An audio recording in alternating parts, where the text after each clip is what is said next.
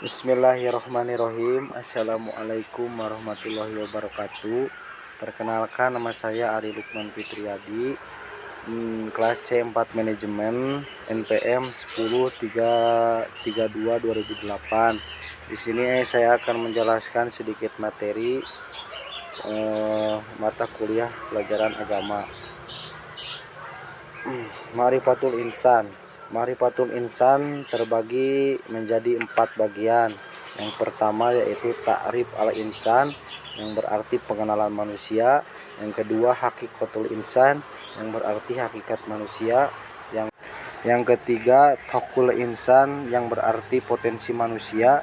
Dan yang terakhir nafsul insan, yang berarti jiwa manusia. Apakah ma'rifatul insan? Ma'rifatul insan mempunyai 2 kata, yaitu ma'rifat dan insan. Ma'rifat berarti mengenal, sedangkan insan berarti manusia atau diri sendiri. Jadi ma'rifatul insan dapat diartikan mengenali diri sendiri.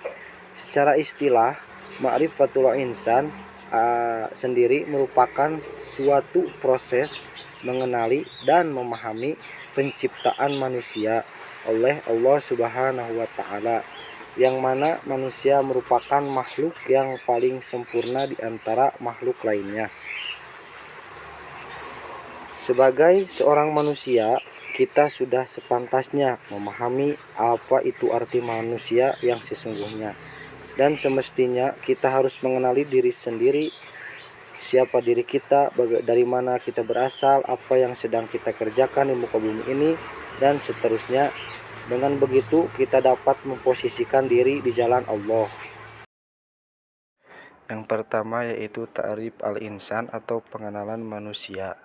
Definisi manusia. Manusia adalah salah satu ciptaan Allah Subhanahu wa Ta'ala yang memiliki peranan penting dalam kehidupan di muka bumi ini.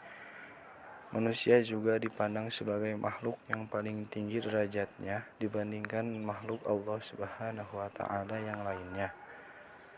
Bahkan Allah menyuruh para malaikat untuk bersujud kepada Nabi Adam alaihissalam, sebagaimana dalam firman Allah Subhanahu wa Ta'ala dalam Quran surat Al-Baqarah ayat 34.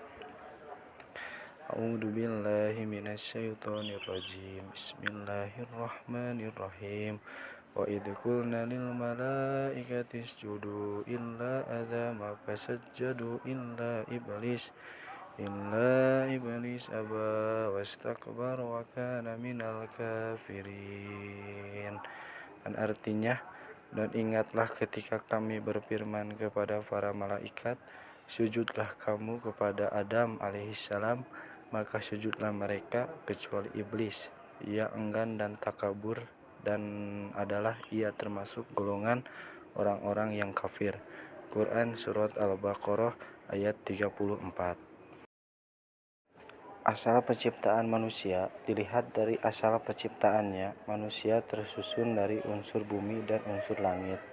Unsur bumi karena manusia diciptakan dari tanah, unsur langit karena setelah proses penciptaan fisiknya yang sempurna, Allah meniupkan ruh kepadanya.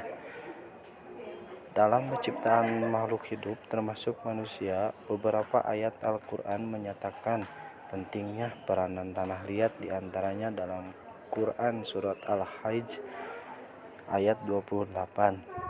Dan ingatlah ketika Tuhanmu berfirman kepada para malaikat, sesungguhnya aku akan menciptakan seorang manusia dari tanah liat kering yang berasal dari lumpur hitam yang diberi bentuk.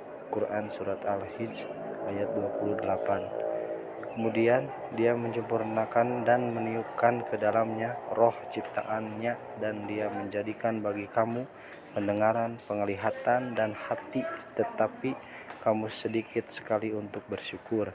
Quran surat Asy-Sajdah surat ke-32 ayat 9. Yang kedua yaitu al-akil atau akal. Di dalam ruh manusia bersemayam pula akal atau al-aqlu. Disebut pada bahwa tempat al-aqlu ini adalah di dalam al-qalbu atau hati, sebagaimana al-azmu Hal ini berdasarkan firman Allah Subhanahu wa taala berikut ini.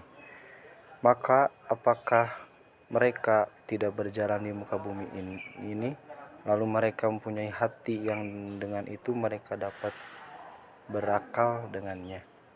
Quran Surat Al-Hajj surat ke-22 ayat 64. Yang ketiga yaitu jasad.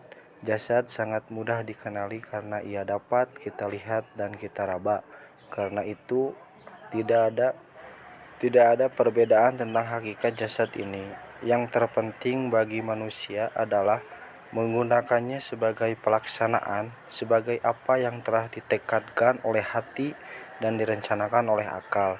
Tanpa jasad, tekad dan pengetahuan hanya akan menjadi impian dan teori omong kosong. Yang ketiga yaitu amanah manusia, amanah al-ibadah. Dalam kehidupan di dunia ini, manusia diberi tugas-tugas agama, yaitu mengerjakan perintahnya dan menjauhi larangannya. Di mana jika dikerjakan, mereka akan mendapatkan pahala dari Allah, dan jika ditinggalkan, mereka akan mendapatkan siksa dari Allah. Dan aku tidak menciptakan jin dan manusia melainkan supaya mereka mengabdi kepadaku. Quran Surat Al-Azirat ayat 56. Dalam memikul tugas amanah ini, manusia terbagi menjadi 3 golongan. 1. Kaum munafik yang menampakkan dirinya bahwa mereka melaksanakan baik lahir maupun batin, padahal tidak. Yang kedua yaitu kaum musyrik yang tidak melaksanakan sama sekali baik lahir maupun batin. Dan yang terakhir yaitu kaum mukmin yang melakukan lahir maupun batin. B. Amanah al-khilafah atau kepemimpinan di muka bumi. Allah Subhanahu wa taala telah menegaskan amanah ini melalui firman-Nya. Ingatlah ketika Tuhanmu berfirman kepada para malaikat, sesungguhnya aku hendak menjadikan seseorang khalifah di muka bumi ini. Mereka berkata, mengapa engkau hendak menjadikan khalifah di muka bumi itu orang yang akan membuat kerusakan padanya dan menumpahkan darah, padahal kami senantiasa bertasbih dengan memuji engkau dan mensucikan engkau. Tuhan berfirman, sesungguhnya aku mengetahui apa yang tidak kamu ketahui. Surat Al-Baqarah surat kedua ayat 30. Dan yang terakhir, yang keempat adalah balasan. Jadi berkenaan dengan 2 amanah ini, Allah Ta'ala menyiapkan al-jaza, balasan. Mereka yang melakukan amal kebajikan akan memperoleh balasan kebaikan yang setimpal, bahkan pahala yang lebih baik dari apa yang telah mereka kerjakan. Barang siapa yang mengerjakan amal soleh, baik laki-laki maupun perempuan, dalam keadaan beriman, maka sesungguhnya akan kami berikan kepadanya kehidupan yang baik, dan sesungguhnya akan kami beri balasan kepada mereka dengan pahala yang lebih baik dari apa yang telah mereka kerjakan. Quran Surat An-Nahl surat ke-16 ayat 97. Sementara balasan bagi orang-orang yang ingkar kepada perintah Allah Subhanahu wa taala adalah azab yang keras yang setimpal dengan keingkarannya itu. Maka sesungguhnya akan kami timpakan azab yang keras kepada orang-orang kafir itu, dan sungguh akan kami beri balasan mereka dengan seburuk-buruknya balasan terhadap apa yang telah mereka kerjakan. Demikianlah balasan terhadap musuh-musuh Allah, yaitu neraka. Mereka mendapatkan tempat tinggal yang kekal di dalamnya sebagai balasan atas keingkaran mereka terhadap ayat-ayat kami. Quran Surat Al-Fusilat surat ke-41 ayat 27 sampai 28.